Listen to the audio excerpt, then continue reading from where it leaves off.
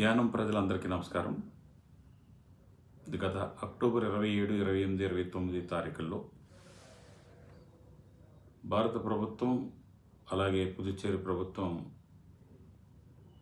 తుఫాను యానం పరిసర ప్రాంతాల్లో, ముఖ్యంగా కాకినాడ యానం పరిసర ప్రాంతాలకి ఎక్కువగా నష్టం ఉంటుంది, ఎక్కువగా గాలి వర్షాలు ఉంటాయని చెప్పేసి చెప్పడంతో పుదుచ్చేరి ప్రభుత్వం నుంచి వచ్చిన ఇన్స్ట్రక్షన్ ప్రకారం ఇక్కడున్న డిపార్ట్మెంట్స్ అన్నీ కూడా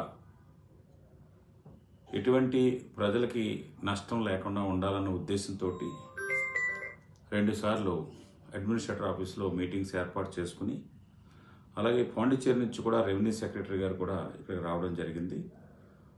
ఇది కాకుండా ఇంకా ముందు సీనియర్ ఆఫీసర్స్ని ఎలక్ట్రిసిటీ డిపార్ట్మెంట్ నుంచి, అలాగే ఎడ్యుకేషన్ డిపార్ట్మెంట్ నుంచి, ఇక్కడ ముందు అడ్మినిస్ట్రేటర్గా పనిచేసిన వారిని కూడా ఇక్కడ పంపించడం జరిగింది.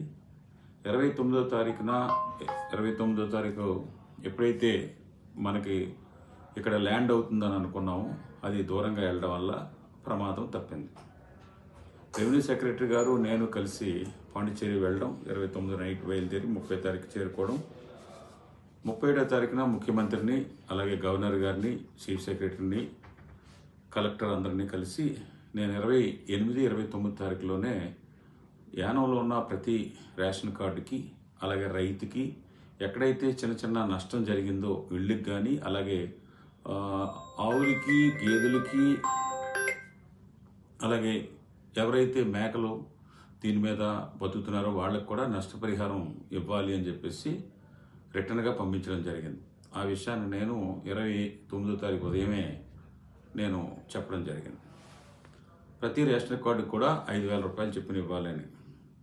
31వ తారీఖు మీటింగ్లో అందరికీ ఇవ్వడానికి కుదరదు, ఫిషర్మెన్ 7 రోజుల నుంచి వేటకి వెళ్ళొద్దన్నాం కాబట్టి వారికి, అలాగే రైతులకి ఇస్తామని చెప్పేసి ఫైలు సీఎంకి వస్తే, సీఎం గారు నాకు అది చెప్పినప్పుడు మన పాండిచ్చేరి కలెక్టర్ గారు కూడా ఉన్నారు, ఉండి ఎక్కువగా నష్టం జరగలేదు కదా అని చెప్పేసి అంటే, జూన్, జూలై, ఆగస్ట్, సెప్టెంబర్లో కూడా ఎక్కువ వర్షాలు ఉన్నాయి, అప్పుడు కూడా మీరు యానానికి నష్టపరిహారం ఏమి ఇవ్వలేదు కాబట్టి అవన్నీ దృష్టిలో పెట్టుకుని 5,000 రూపాయలు చెప్పిన ఇవ్వండి అని చెప్పినప్పుడు, ఇది భారత ప్రభుత్వం సైక్లోన్గా జీవో వస్తే తప్ప మనకి భారత ప్రభుత్వం ఇచ్చే డబ్బుని ఇవ్వడానికి కుదరదని చెప్పేసి అంటే, ఆ విధంగా కుదరకపోతే పాండిచ్చేరి బడ్జెట్ నుంచి మీరు ఇవ్వండి, 5,000 కుదరదనుకుంటే 4,000 ఇవ్వండి, 4,000 కూడా కుదరదనుకుంటే 3,000 అన్నా కనీసం అందరికి ఇచ్చేలాగా ఏర్పాటు చేయమని చెప్పేసి ఆ రోజు ముఖ్యమంత్రి గారితో నేను, అధికారులు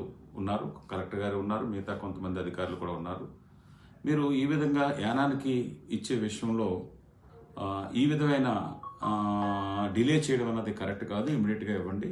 నేను అప్పటి వరకు కూడా ఎటువంటి గవర్నమెంట్ ఫంక్షన్లు కానీ దేనికి కూడా అటెండ్ అవ్వనని సీరియస్గానే సీఎం గారి మీటింగ్లో లేచి నేను వచ్చేయడం జరిగింది. మొన్న ఆదివారం సీఎం గారిని కలిసినప్పుడు ఆల్రెడీ 3,000 రూపాయలు చెప్పిన 15,497 మందికి 4,64,91,000 అప్రూవల్ చేశామని చెప్పేసి నిన్న కూడా సీఎం గారు, నేను ఢిల్లీలో ఉన్నాను, నిన్న కూడా ఇక్కడ యానానికి ఫ్లడ్ వాల్ గురించి, ఐలాండ్ నెంబర్ 3 గురించి ఆల్రెడీ శాంక్షన్ ఒప్పుకున్నారని చెప్పినప్పుడు ఈ విధంగా అప్రూవ్ చేశాను, ఈరోజు కానీ రేపు కానీ వాళ్ళ అకౌంట్కి డైరెక్ట్గా డబ్బులు వేయడం జరుగుతుందని చెప్పేసి చెప్పడం జరిగింది. దీనికి యానం ప్రజల తరపున మన గవర్నర్ గారికి, అలాగే ముఖ్యమంత్రి గారికి, కన్సర్న్ మినిస్టర్స్కి, అధికారులకి, చీఫ్ సెక్రటరీ అందరికీ కూడా ప్రత్యేకమైన ధన్యవాదాలు. నేను ఎప్పుడు కూడా కష్టం వచ్చినప్పుడు, అది వరద వచ్చినా, తుఫాను వచ్చినా, అది కొంతమందికి నష్టం కలిగినా కానీ మిగతా వాళ్ళందరూ కూడా టెన్షన్స్ తోటి అయ్యి ఉంటుంటారు. వారందరికీ కూడా ఇన్ని సంవత్సరాలుగా నష్టం వచ్చినప్పుడు కొంచెం నష్టం జరిగినా కానీ ప్రభుత్వం దృష్టి తీసుకెళ్ళి ప్రతి ఒక్క కుటుంబానికి వచ్చే విధంగా ఏర్పాటు చేస్తూ ఉంటాను. అంతే తప్ప నేను ప్యాకెట్ డబ్బట్టుకొచ్చి పంచుతానో, లేకపోతే చెత్త తీయకుండా, డ్రైన్లు క్లీన్ చేయకుండా ఉన్న డబ్బుతోటి నేను కార్యక్రమాలు చేసే టైప్ అది కాదు. అందుకని ప్రభుత్వం ద్వారాగా ఎప్పుడు కూడా, ప్రభుత్వం అంటే ప్రజల సొమ్ముని మళ్ళీ ప్రజలకే ఇచ్చేలాగా చేయాలి కానీ తప్ప ఏ ఒక్కరి జేబులోకి వెళ్ళే విధంగా ఎప్పుడూ కూడా నా 36 సంవత్సరాల ఈ రాజకీయ జీవితంలో ఏ రోజు కూడా అటువంటి ఆలోచన లేదు, అటువంటిది ఇంప్లిమెంటేషన్ కూడా లేదు. ఇదే కాకుండా ఇంకా అనేకమైన సందర్భాల్లో అనేకమైన విషయాలు నేను ఇప్పుడు కూడా చేస్తూ ఉంటాను. ఇప్పటికప్పుడే 3 రోజుల నుంచి ఇక్కడ ఢిల్లీలో ఉన్నాను. నిన్న నిన్న సీఎం గారి ద్వారాగా అక్కడ ఉన్న ముందిచ్చిన రికమెండేషన్స్ బేస్ చేసుకుని సీఎం గారు కూడా ఈవేళ నిన్న సాయంత్రం పెట్రోలియం మినిస్టర్కి అలాగే సెక్రటరీ, జాయింట్ సెక్రటరీ కూడా కాకినాడ కలెక్టర్కి కూడా రికమెండేషన్స్ పంపించున్నారు.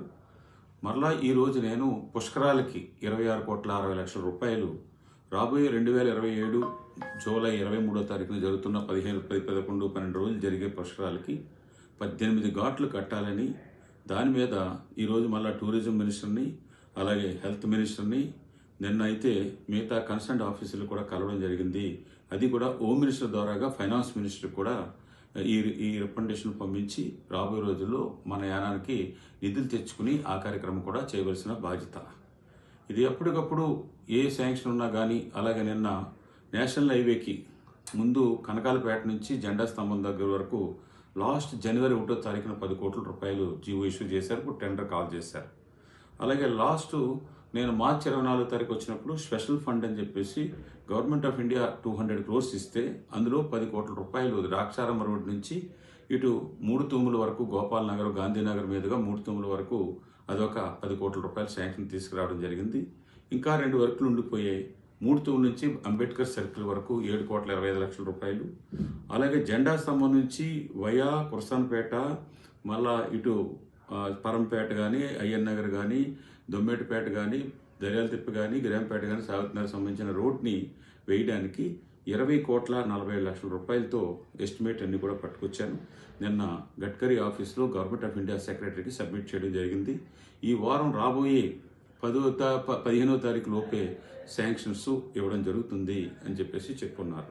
ఈ విధంగా భారత ప్రభుత్వాన్ని లాస్ట్ 4 సంవత్సరాల 8 నెలల్లో 5MLDకి 9,28,00,000 తీసుకురావడంలో కానీ అలాగే ఈ డ్రైను మనం ఈ సెప్టిక్ ట్యాంక్లో ఉన్నదాన్ని దూరంగా తీసుకెళ్ళి వేయడానికి 23 కోట్ల రూపాయలు భారత ప్రభుత్వం తీసుకురావడం కానీ వీటితోటి పాటు ఇప్పుడు ఫ్లడ్ మేనేజ్మెంట్కి 199 కోట్ల రూపాయలు, ఐలాండ్ నెంబర్ 3కి దగ్గరగా సీడ్ ఫైల్ వేయడానికి 130 కోట్ల రూపాయలు తక్కువ కాకుండా ఆ పని కూడా భారత ప్రభుత్వం 100కు 100% ఇచ్చే విధంగా 2 రోజుల క్రితం మీటింగ్లో ఒప్పించడం జరిగింది.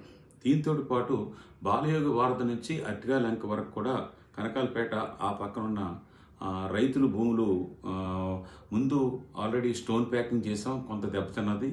మిగిలిన ప్రాంతం అదంతా కూడా మళ్ళీ సెటరేట్ చేయడానికి దాన్ని కూడా ఇన్ ప్రిన్సిపల్గా ప్రభుత్వానికి ఒప్పించడం, దాన్ని ఎస్టిమేట్స్ కూడా పంపించేలాగా ఏర్పాట్లు చేయడం, ఇవన్నీ కూడా ఎప్పటికప్పుడు నేను ఫాలోఅప్ చేస్తూ రాబోయే రోజుల్లో కూడా ఇవన్నీ కూడా ఇంప్లిమెంట్ అయ్యేలాగా అలాగే ముందు చెప్పినట్టుగా గిరాంపేటలో మెడికల్ కాలేజ్ కానీ అలాగే క్యాన్సర్ హాస్పిటల్, పారామెడికల్ కోర్సెస్ అలాగే వెటనరీ హాస్పిటల్ ఉన్న ప్లేస్లో జిప్మెర్కి సంబంధించిన డాక్టర్స్కి, స్పెషలిస్ట్కి నర్స్ క్వార్టర్స్ కట్టించేదానికి దానికి ఒక దగ్గరగా 80-85 కోట్ల రూపాయలు ఖర్చు అవుతుంది. మన ప్రభుత్వం కూడా దానికి ఆల్రెడీ బిల్డింగ్ ఇవ్వడం జరిగింది. ఇది కాకుండా ఐటీఐ ఎదురుగా ఉంటున్న బీసీ హాస్టల్లో ఒక వైస్ ఛాన్సలర్ గారు ఈ నెల 8వ తారీఖుని యానం వచ్చి దాన్ని ఆల్రెడీ బిల్డింగ్ అంతా కూడా ప్రపోజల్ పంపించడం జరిగింది.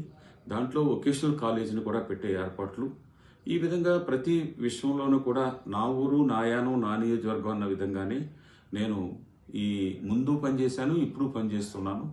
రాబోయే రోజుల్లో కూడా మన ఊరికి ఉపయోగపడే విధంగా నేను అధికారంలో ఉన్నా లేకపోయినా కానీ నాకున్న ఆ కొంచెం మంచి పేరుతోటి, నాకున్న ప్రోటోకాల్ లేకపోయినా కూడా రాబోయే రోజుల్లో కూడా పనిచేయడానికి, నా ఊరికి పనిచేయడానికి ఎప్పుడు కూడా ముందుంటా అని చెప్పేసి తెలియజేస్తున్నాను. 8 minutes.